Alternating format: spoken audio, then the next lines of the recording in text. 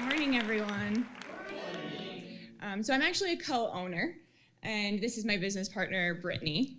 So just thought I'd get that out there first. So my name is Amber Joy Kozlowski, and this is... And I'm Brittany Derek Hype. And so if you can't already tell, we both have super complicated last names that start with K's. So when I got married, I won the lottery for the most complicated last name out of all three sisters, so lucky me. And so Brittany had to introduce herself because I say it wrong every single time. And she says mine wrong every single time. Either, so it's all fair. So it's all good. It's all fair. But we really feel like we were really good partners and meant to be, just even with our middle names. So mine is Joy and hers is Dare. And we help people dare to find their joy again together. So I'm going to tell a little bit about my personal journey and how I got here with Brittany. And then Brittany's going to tell a little bit more about how we got together as business partners. So I started being interested in working with people with disabilities at a very young age. It wasn't really new to me, the world of disabilities. So I grew up with an uncle with paraplegia, and I grew up with a cousin who had cerebral palsy. So super normal to me. I really didn't see the difference between them and anybody else. And my fondest memory, and also my first memory of kind of society and the reaction to disability, was when I was 9. So when I was little, we used to go to the Omaha Zoo. So if any of you guys have been to the Omaha Zoo, it's huge, and you have to walk a lot. It's like the Disney of zoos. And so my uncle, with his big electric wheelchair, I used to ride on the back. So we would zoom around the Omaha Zoo, and I was the coolest kid because, I didn't have to walk. That was pretty awesome. And we even would hook up this wagon to the back, and it would carry all our bags. So I didn't have to walk. I didn't have to carry any bags. Fantastic. So at the age of 9, I started to notice the stares that we were getting from other people at the zoo, and I didn't really understand. Because like I said, I was cool. Why are they staring at me and looking at me really funny? And so after that, I also went on my first mission trip to Africa, and we visited a lot of hospitals, a lot of poverty-ridden places, and there was children dying of malaria, not having the basic needs, really. And at that point in time, I decided, I'm going to be a doctor. I'm going to make changes. I'm going to go to Africa. I'm going to open a clinic. I'm going to work with people with disabilities. And my little 9-year-old mind was set. My mom kind of was like, okay, yeah, that's cool. She didn't really believe me yet, but I was determined. And so I started volunteering in the special education rooms. And then at the age of 16, my first real job with air conditioning, not working in the cornfields, I worked for group homes, and that started my journey. I worked at group homes all through college as well. And I continued to see the treatment of others who are different. So we would go to doctors. Doctors wouldn't really know how to handle the people I was working with. And I said, okay, yes. And this solidified my dream to be a doctor. So fast forward to college. It really didn't go the way I had anticipated. So pre-med students are competitive. They are cutthroat. It is hard. And I was from a small town, so I went into this kind of bigger pond, and I wasn't as smart as I used to be. So I really had an identity crisis at that point in my time. I wasn't the smartest person anymore. At least I was failing core classes, so not just my prereqs. They were chemistry and math and things I really needed. So I ran away. I went to the military feeling like a failure. And that's when my mental health started to really spin out of control. I wasn't leaving my home, and I was actively suicidal at that time in my life. And I was lucky enough to meet a counselor who helped me work through those things. And once I graduated college, I moved to Colorado. I started working for the state, and I met Brittany. So I'm really bad at talking in front of people, so please forgive me. So I met Amber about 3 years ago, and we were a bit of Insta friends. We kind of really connected on a lot of different levels, values in life, things we thought were funny, and then just kind of a general sense of wanting to help people be successful and whatever that meant for them. So last April, Amber came to me and said, I really hate how policy and procedure prevents me from working with my clients the way that that I feel like would fit them the best. So I said, well, why don't we start a business? And we talked about it a little bit, and then we went back to whatever we were doing. And something to know about me is that I talk a lot, and I get a lot of thoughts that pop into my head. And at that very moment, I didn't mean like, start a business. But something really great happened out of that. I had found a business partner. I really didn't know it yet. So about a week later, Amber had been doing her research and came to me, and she was very excited. And she knew everything there was to know about starting a business. And so after our conversation, I went downstairs and I said to my husband, hey, I think I'm starting a business. And he goes, all right.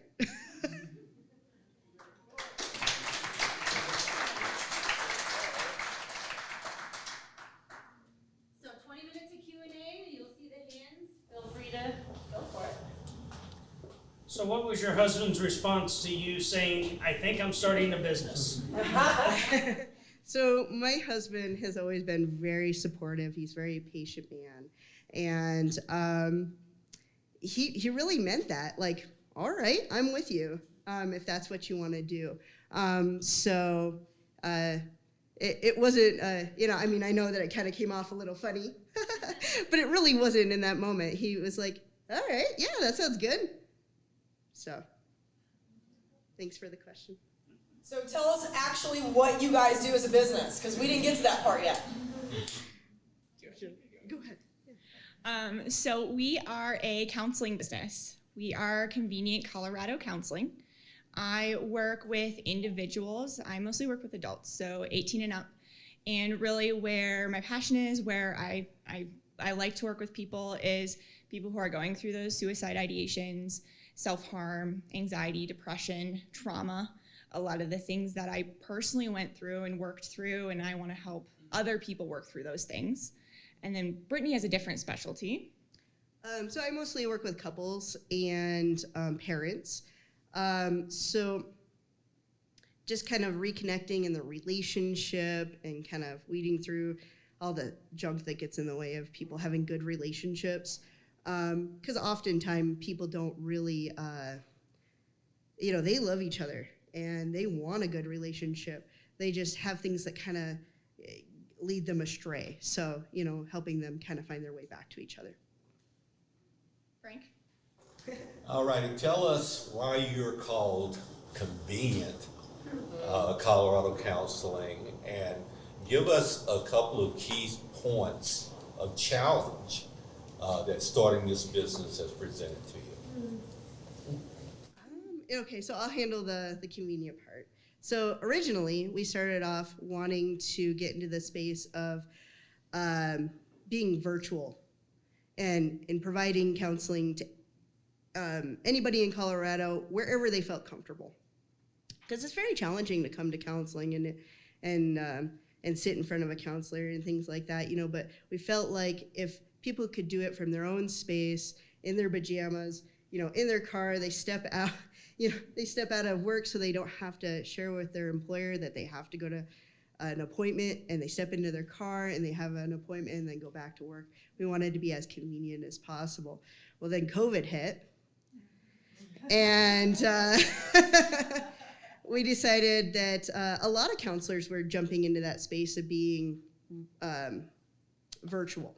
And so we kind of decided, we just wanted to cater to the client, whatever they needed, and meet them where they were. So that's kind of where we're at now. And then challenges, Frank? Yes. I'll let you handle it.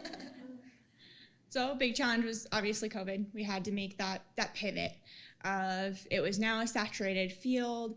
What do people really need? And I think that was really the basis of it.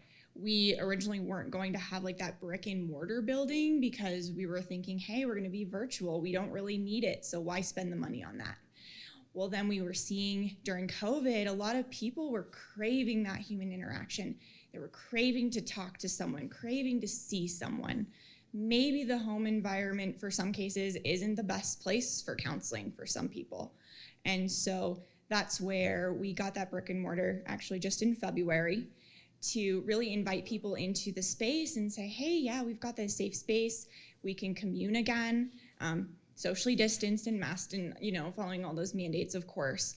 But there's just a lot to be said about being able to see somebody in person. We're able to do some cool things in our space where we're not only wanting to be convenient, we're wanting to be comfortable. So it's really important to us that people are comfortable to make change, and that looks different for everybody. Whether that means you want to sit on the floor, you want to lay on the floor, you want to use one of our floor pillows, you want to be on a couch, a chair. If that's comfortable for you, cool, we'll do it.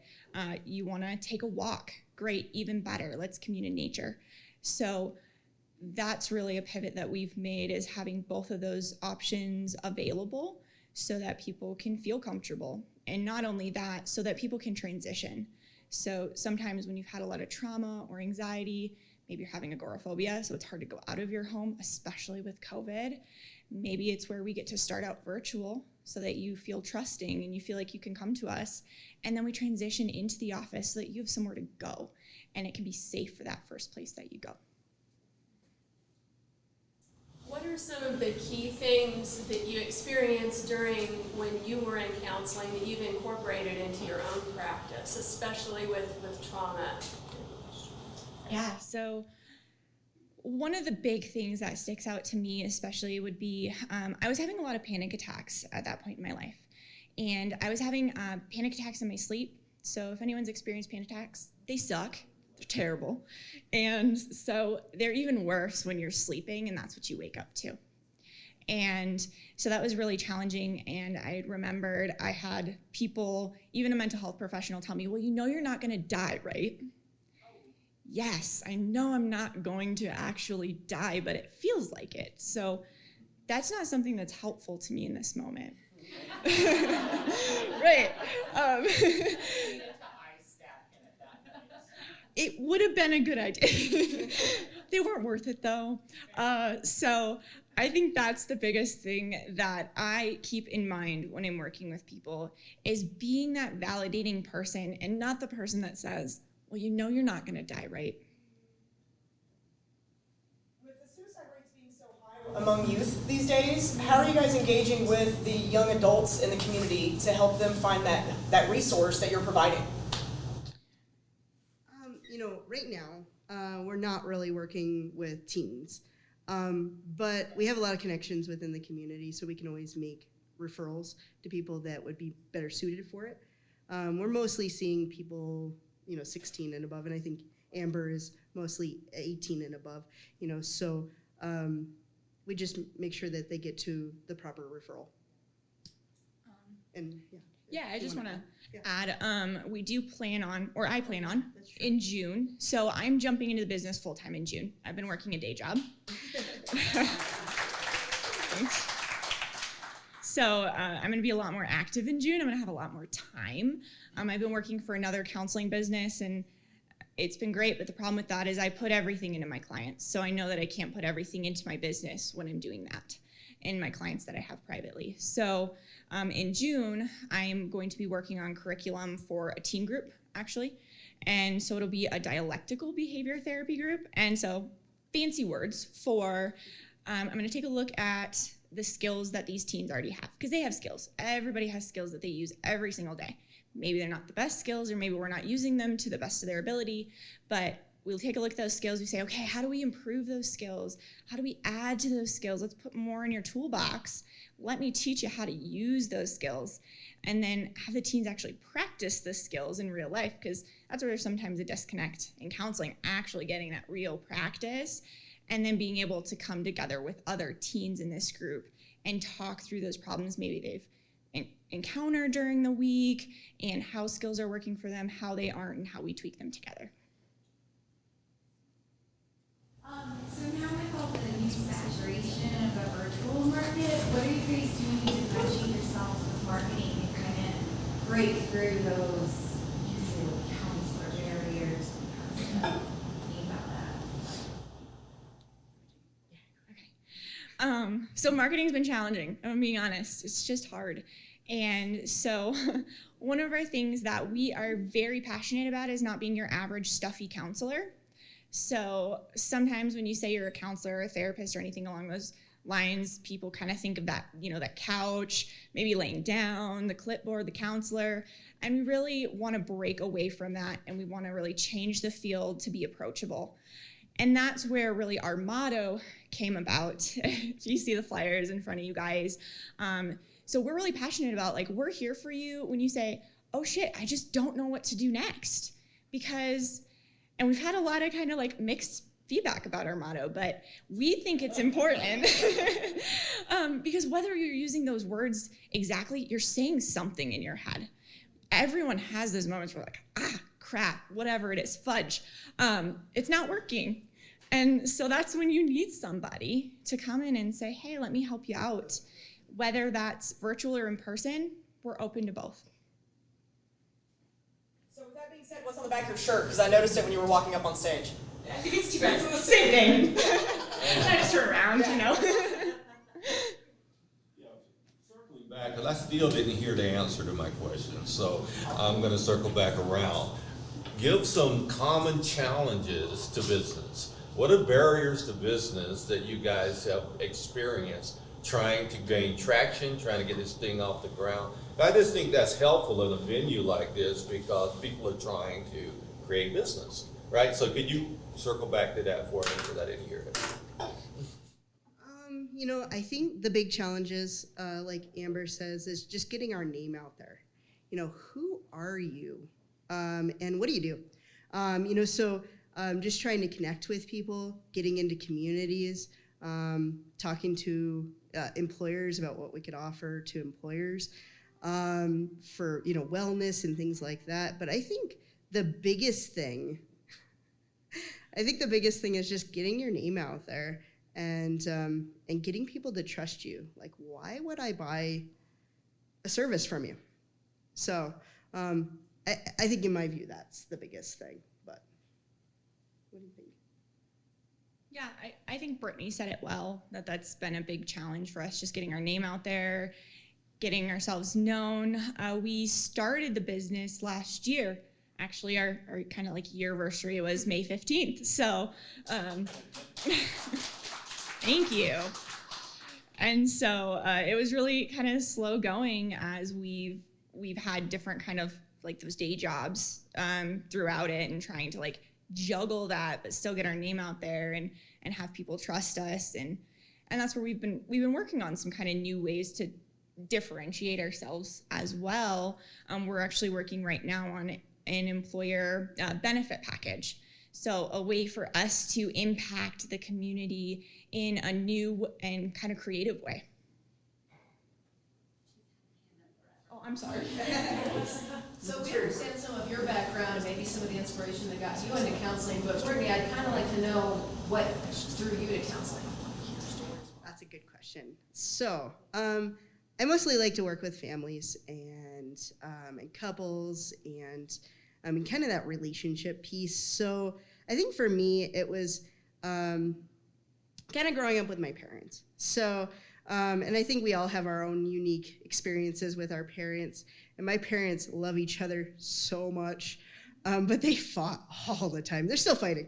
They've been married for 36 years just recently, and they still fight, but they love each other so much. So, I guess my hope in getting into counseling is being able to help parents and couples be able to bridge that a little bit better or a little bit quicker and turn in towards each other, so then that way their kids don't have to hear them fight.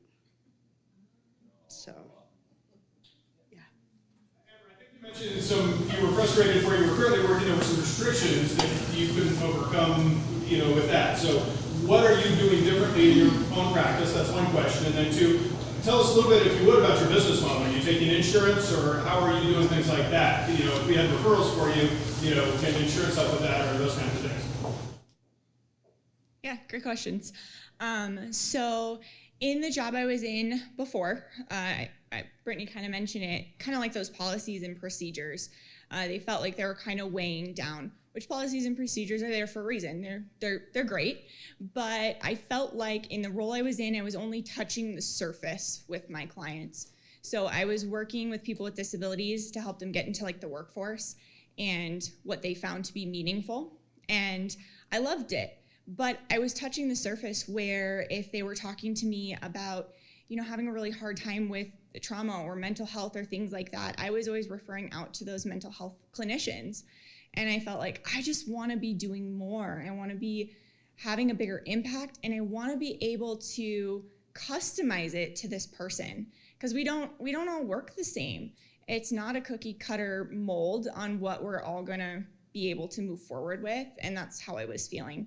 So how I kind of mitigate that or work through that now is because I'm working for myself, I can really take a look at that person and say, hey, let's spend some time together. Let's figure out how you learn. Let's figure out how you grow. Let's figure out what worked for you in the past, what didn't work for you. How do we move forward with those tools? And kind of like I was saying before, you have tools, you have skills. So let's build on this. Let's learn how to use them. Maybe it's kind of like that screwdriver in the toolbox. You're turning it the wrong way. We just need to flip that a little bit. As far as the kind of model of our business, so we are only private pay right now.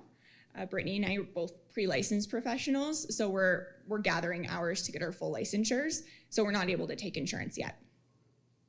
We do have sliding scale when needed. We'll always work with someone on that, and then we can provide like super bills that sometimes insurances like FSA and HSA will reimburse, depending on the person. One more question before our super special question. Does anyone have that final question? So where do you see yourselves in the business in 1, 3, and 5 years? We have. We did a whole vision script. So let's see. In a year, we hope to have. Well, we'll almost have that full licensure in a year. So that'll be really monumental for us. And really, we just want to be able to have those full caseloads, be working full-time in the business, both of us, and be running groups, and hopefully be really digging into our employer benefit package and being able to give back to the community in those different ways. In 3 years, 3 to 5 years kind of melds together for us. So a thing in our field is once you get done with your master's degree, you're usually needing to do like a 900 to like 1,200 hour free non-paid internship. And that's really hard for professionals, especially students just getting out of that master's program. So we really want to impact our field and do supervision in the next 3 to 5 years. Be able to share knowledge and skills. And pay. Pay is the biggest thing. We're going to pay our people. Yes. So Because they bring skills. Yes. So why not pay them? So I think that's our biggest thing, really giving back in those different areas, the community, really working with our clients, and then that really ultimate goal is to be able to supervise and pay our professionals in this field. Beautiful. We would like to have the honor of asking our super special question. Go ahead. How can we, Colorado Springs as a community, support your business? Thank you. We talked about that one too. We talk a lot. So really our biggest struggle has been getting our name out there and referrals and things like that. So we put some flyers on everyone's table with our different social media handles. So even if you just go like or follow, what we're going to be doing, I was doing it in the past, now that I'm going to be full-time, I can do it more. We'll be posting on like our Instagram and Facebook every week, different inspirational quotes, maybe just kind of some pick-me-ups, some information about mental health. I'm going to be starting up our YouTube channel again, and that one's pretty cool because I like to do like, what are some mental health myths, explaining different diagnoses so they're more understandable, because sometimes when you go in and you get a diagnosis, you're like, well, what is that? That sounds scary. And so just really talking through that in a way that's more understandable. And we'll be doing some guided meditation, some yoga, some things like that. So even if it's just a resource that you enjoy, or you know someone that maybe is not ready for counseling, but maybe they could benefit, we'd really appreciate it. We are at, do you know our address? No, but we have cards. Awesome. We have cards. Come talk to us. I'm really bad at directions. We're off of North Academy Circle. Between Maisland and Constitution. Near the big Cuban restaurant. Yes. Right behind it. If we were there for 2 years, I still wouldn't know the address. I'm not good at that. I'm sorry.